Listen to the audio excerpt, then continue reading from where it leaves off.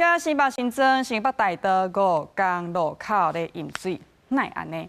原来是新北市府咧做天桥，要跨新北大道刷到水管5号破，主要是规个淹出来交通乱糟糟。也市长侯友宜表示讲，希望相关单位赶紧抢修，伫明仔载上班进前完成修复。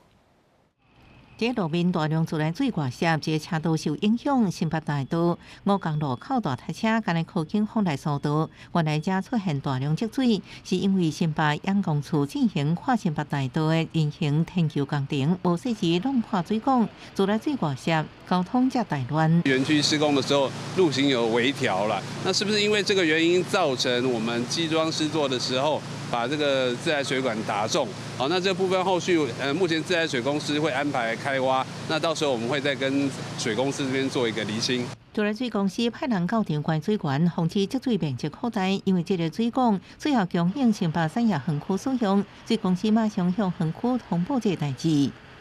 我们会尽量来进行供水调配啦，那可能晚上尖峰的时候。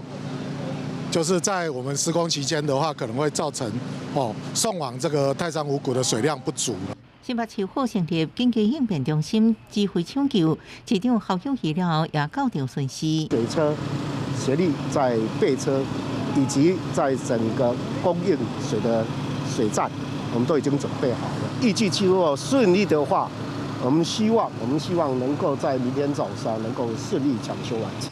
因为要抢修，可能会影响附近泰山5股等地居民用水，水公司会适度调节管控。侯友宜希望明仔载上班进前，相关单位会完成抢修，避免上班尖峰时间交通大乱造成更较大的频繁。